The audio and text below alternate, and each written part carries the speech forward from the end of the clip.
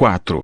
Com o suspiro profundo e inconsciente que nem a proximidade da teletela o impedia de soltar. Quando seu dia de trabalho começava, Winston puxou o ditógrafo para junto de si, soprou a poeira do bocal e pôs os óculos. Em seguida, desenrolou e uniu como um clipe os 4 pequenos cilindros de papel que o tubo pneumático já despejara no lado direito de sua escrivaninha. Nas paredes da estação de trabalho viam-se 3 orifícios. À direita do ditógrafo, um pequeno tubo pneumático para as mensagens escritas. À esquerda, um tubo de maior calibre para os jornais. E na parede lateral, ao alcance da mão de Winston, uma grande abertura retangular, protegida por uma grade de arame. Esta última destinava-se aos papéis a descartar. Aberturas similares se espalhavam aos milhares, ou dezenas de milhares, por todo o edifício, fazendo-se presentes não apenas em cada sala mas também, a pequenos intervalos, em todos os corredores. Por algum motivo, tinham recebido o apelido de buracos da memória. Quando a pessoa sabia que determinado documento precisava ser destruído, ou mesmo quando topava com um pedaço qualquer de papel usado, levantava automaticamente a tampa do buraco da memória mais próximo e o jogava ali dentro, e então o papel ia torvelinhando numa corrente de ar quente até cair numa das fornalhas descomunais que permaneciam ocultas nos recessos do edifício. Winston examinou as 4 tiras de papel que acabara de desenrolar. Em cada uma delas via-se uma mensagem de apenas 1 ou 2 linhas. No jargão abreviado, não era nova fala propriamente dita, mas consistia sobretudo em palavras extraídas do vocabulário da nova fala, que os funcionários do ministério empregavam em suas comunicações internas. Diziam: Times 17 de março de 1984. Retificar discurso de África imprecisões Times 19 de dezembro de 1983. Checar edição hoje estimativas 4º trimestre PT 83 erros impressão Times 14 de fevereiro de 1984. Retificar mal cita dominância chocolate Times 3 de dezembro de 1983. Reportagem ordem de agir duplo mais não bom ref das pessoas. Reescrever toda a mostrar Supante Archive. Com um vago sentimento de satisfação, Winston pôs a 4ª mensagem de lado. Tratava-se de um serviço complicado e de muita responsabilidade, e o mais recomendável era deixá-lo para o fim. As outras 3 eram questões de rotina, ainda que a segunda provavelmente o obrigasse a um mexame tedioso de incontáveis listas de números. Winston discou edições anteriores na teletela e solicitou os exemplares do Times de que precisaria para se desincumbir de suas tarefas, e poucos minutos depois eles já deslizavam pelo tubo pneumático. As mensagens que Winston recebera diziam respeito a artigos ou reportagens que por esse ou aquele motivo fora julgado necessário alterar, ou, no linguajar oficial, retificar. Por exemplo, a leitura do Times de 17 de março dava a impressão de que, num discurso proferido na véspera, o grande irmão previra que as coisas permaneceriam calmas no fronte do sul da Índia, mas que o norte da África em breve assistiria a uma ofensiva das forças eurasianas. Na verdade, porém, o alto comando da Eurásia lançara uma ofensiva sobre o sul da Índia, deixando o norte da África em paz. Assim, era necessário reescrever um parágrafo do discurso do grande irmão, de forma a garantir que a previsão que ele havia feito estivesse de acordo com aquilo que realmente acontecera. Ou ainda, o Times de 19 de dezembro publicara as estimativas oficiais do volume a ser atingido na produção de uma série de bens de consumo no 4º trimestre de 1983, que ao mesmo tempo era o 6º trimestre do 9º plano trienal. A edição do Times daquele dia trazia a informação sobre o volume de produção efetivamente atingido no período, e os números estavam em franco desacordo com os prognósticos anunciados em dezembro. A tarefa de Winston era retificar os números originais, fazendo-os corresponder aos resultados de fato obtidos. Já a 3ª mensagem fazia referência a um erro muito simples, cuja correção não demandaria mais que alguns minutos de trabalho. Em fevereiro último, o Ministério da Pujança fizera publicamente a promessa, no linguajar oficial, assumirá o compromisso categórico de não promover nenhum corte na ração de chocolate no decorrer de 1984. Na verdade, como Winston já sabia, no fim daquela semana a ração de chocolate seria reduzida de 30 para 20 gramas. Bastava substituir a promessa original pela advertência de que a ração de chocolate provavelmente sofreria uma redução em abril. Tão logo se desincumbiu das mensagens, Winston juntou com clipes as ditografias de suas correções às respectivas edições do Times e as introduziu no tubo pneumático. Em seguida, como o movimento que ele fez o possível para que parecesse inconsciente, amassou as mensagens originais e 2 ou 3 anotações que ele próprio fizera e as atirou todas no buraco da memória para que fossem devoradas pelas chamas. Winston não sabia em detalhe o que acontecia no labirinto invisível a que os tubos pneumáticos conduziam, mas tinha uma visão geral da coisa. Depois de efetuadas todas as correções a que determinada edição do Times precisava ser submetida e uma vez procedida a inclusão de todas as emendas, a edição era reimpressa, o original era destruído e a cópia corrigida era arquivada no lugar da outra. Esse processo de alteração contínua valia não apenas para jornais, como também para livros, periódicos, panfletos, cartazes, folhetos, filmes, trilhas sonoras, desenhos animados, fotos, enfim, para todo tipo de literatura ou documentação que pudesse vir a ter algum significado político ou ideológico. Dia a dia e quase minuto a minuto o passado era atualizado.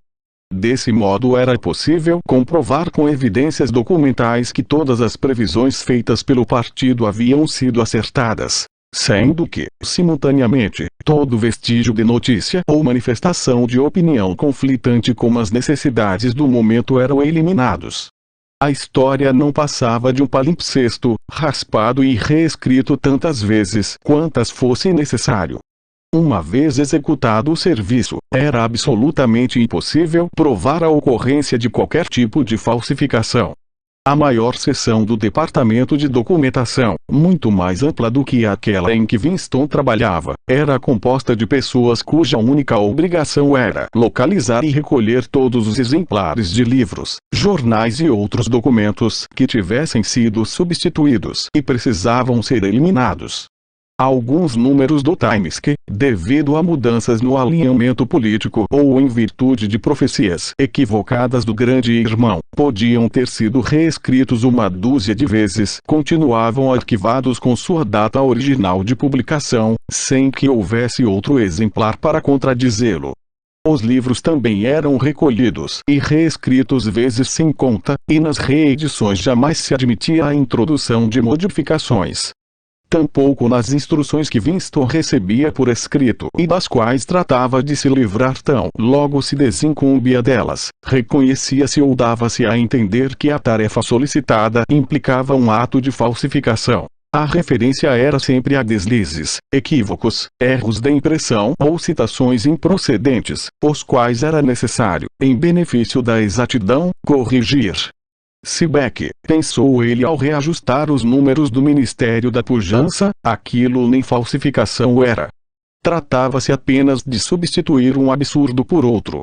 Quase todo o material com que lidavam ali era desprovido da mais ínfima ligação com o mundo real, faltava até o tipo de ligação contido numa mentira deslavada. As versões originais das estatísticas não eram menos fantasiosas que suas versões retificadas. Na maioria das vezes, Winston e seus colegas eram simplesmente obrigados a tirá-las da cartola. As projeções do Ministério da Pujança, por exemplo, indicavam que a produção trimestral de botas chegaria a 145 milhões de pares. A produção efetiva ficara em 62 milhões. Ao reescrever as estimativas, porém, Winston baixara o número para 57 milhões de pares, para dessa forma abrir espaço para as costumeiras declarações de que a cota de produção fora superada. De todo modo, os 62 milhões de pares não se aproximavam mais da verdade do que os 57 milhões ou os 145 milhões. Era bem provável que nenhum mísero par de botas tivesse sido produzido. Mais provável ainda era que ninguém soubesse quantos pares haviam sido produzidos, nem fizesse questão de saber. O que se sabia sem sombra de dúvida era que todos os trimestres uma quantidade astronômica de botas era produzida no papel, enquanto possivelmente metade da população da Oceânia andava descalça pelas ruas. E assim acontecia com todos os tipos de fatos documentados, importantes ou não. Tudo ia empalidecendo num mundo de sombras em que, por fim, até mesmo o ano em que estavam se tornava incerto. Winston olhou para o outro lado da sala. Na estação de trabalho correspondente à sua, um homenzinho com ar escrupuloso e cavanhaque escuro chamado Tillotson trabalhava com perseverança. Tinha um jornal dobrado sobre os joelhos e os lábios bastante próximos do bocal do ditógrafo. Dava a impressão de estar preocupado em manter sigilo sobre as coisas que dizia, mantendo-as somente entre ele e a teletela. Ergueu os olhos, e seus óculos projetaram um brilho hostil na direção de Winston. Winston mal conhecia Tillotson, e não fazia a menor ideia do tipo de trabalho que ele realizava. No departamento de documentação as pessoas não ficavam tagarelando sobre suas atividades. Na sala comprida e desprovida de janelas, com suas duas fileiras de estações de trabalho, o farfalhar interminável da papelada e o zum-zum de vozes murmurando junto ao bocal dos ditógrafos, havia bem umas 10 pessoas que Winston não conhecia nem pelo nome, embora as visse diariamente correndo de lá para cá pelos corredores e gesticulando durante os 2 minutos de ódio. Sabia que na estação de trabalho vizinha à sua a mocinha de cabelo ruivo se esfalfava dia após dia tentando simplesmente localizar e eliminar dos jornais e revistas o nome das pessoas que haviam sido vaporizadas e que, portanto, não podiam ter existido. Havia certa congruência nisso, visto o marido dela ter sido vaporizado anos antes. E, algumas estações de trabalho mais à frente, um sujeito afável, ineficiente e sonhador, de nome Amplefort, com orelhas extremamente peludas e um surpreendente talento para manipular rimas e metros, vivia às voltas com a produção de versões adulteradas, denominadas textos definitivos, de poemas que haviam se tornado ideologicamente ofensivos, mas que, por uma ou outra razão, não podiam ser expurgados das antologias. E aquela sala, com seus 50 funcionários mais ou menos, não passava de uma subseção, de uma única célula, por assim dizer, da colossal complexidade do departamento de documentação. Mais adiante, acima, abaixo, havia outros magotes de funcionários às voltas com uma miríade inimaginável de atividades. Havia as imensas tipografias com seus subeditores, seus tipógrafos especialistas e seus estúdios altamente sofisticados para a realização de maquiagem de fotografias. Havia a seção de teleprogramas com seus engenheiros, seus produtores e suas equipes de atores especialmente selecionados por sua competência na imitação de vozes. Havia os exércitos de escriturários, cujo trabalho consistia simplesmente na confecção de listas de livros e periódicos a serem recolhidos. Havia os vastos depósitos onde eram armazenados os documentos corrigidos, e as fornalhas ocultas em que os originais eram destruídos.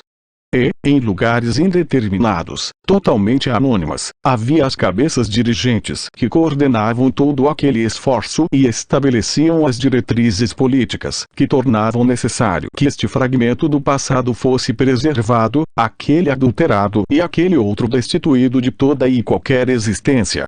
E, no fim das contas, o departamento de documentação não passava de um ramo do Ministério da Verdade cuja função primeira não era reconstruir o passado e sim abastecer os cidadãos da Oceânia com jornais, filmes, livros escolares, programas de teletela, peças dramáticas, romances, com todo tipo imaginável de informação, ensino ou entretenimento, de estátuas às logas, de poemas líricos a tratados de biologia, de cartilhas de ortografia a dicionários de nova fala.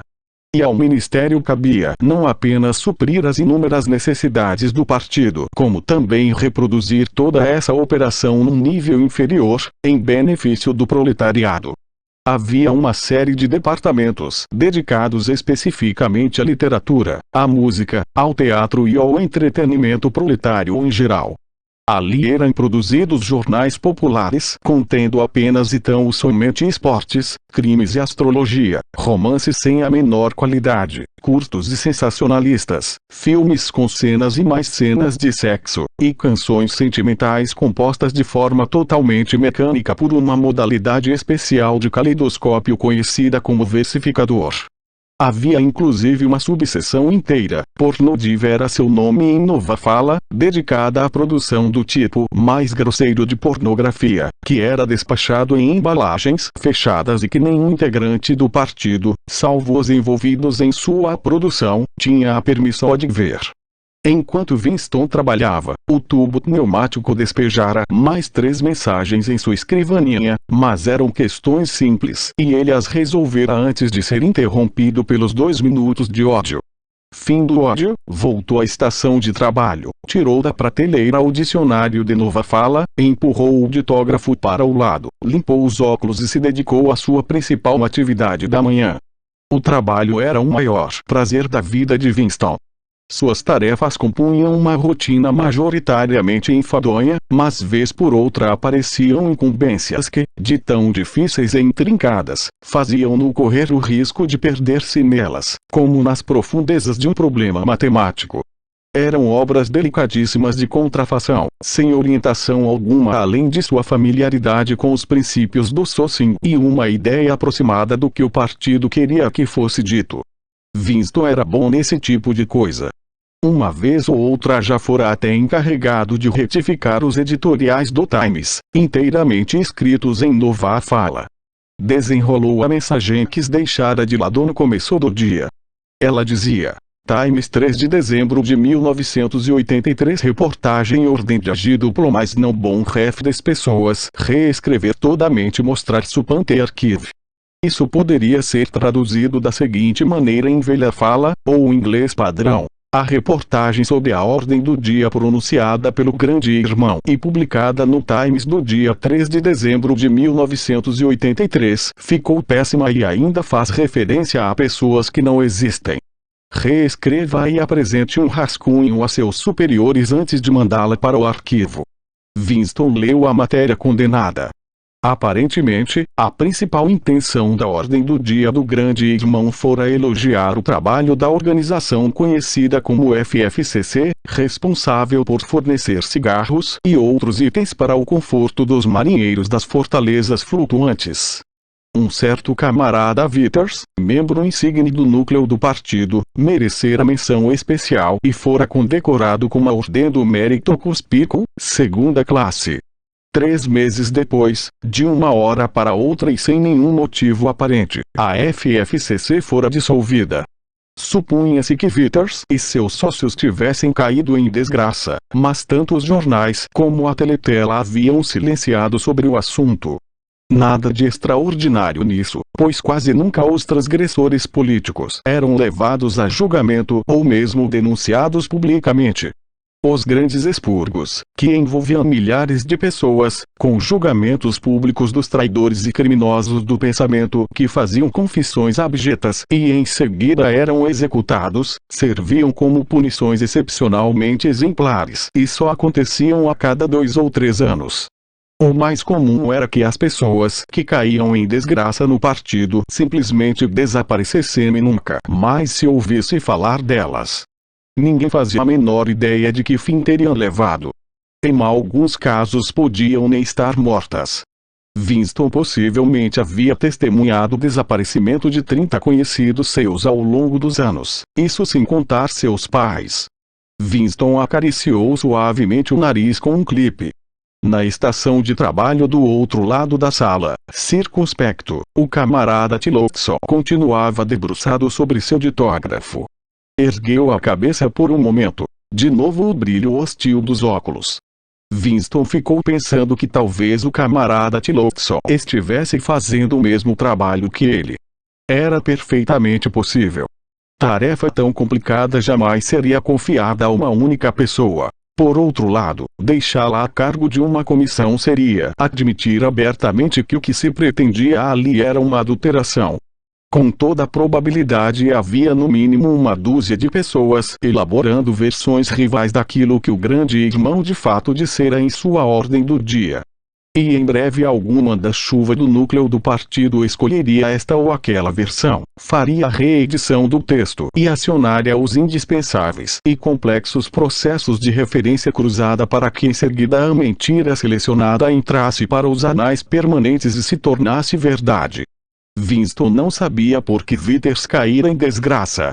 Talvez por corrupção ou incompetência. Talvez o grande irmão estivesse apenas se livrando de um subordinado popular demais.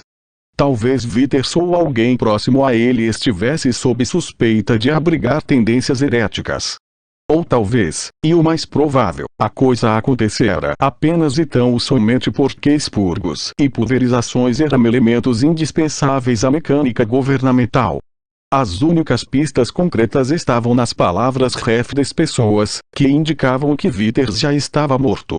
Não que esse fosse o desfecho automático sempre que alguém era detido. Às vezes o preso acabava sendo solto e era autorizado a viver 1 ou 2 anos em liberdade antes de ser executado. Muito de vez em quando, uma pessoa que todos julgavam morta havia muito tempo fazia uma reaparição fantasmagórica num julgamento público, comprometendo centenas de outros com seu testemunho para então torná-la a desaparecer, dessa vez para sempre. Withers, contudo, já era uma despessoa. Não existia. Nunca havia existido. Winston concluiu que não bastaria simplesmente inverter a tendência do discurso do grande irmão. Era melhor fazê-lo versar sobre algo que não tivesse nada a ver com o assunto original.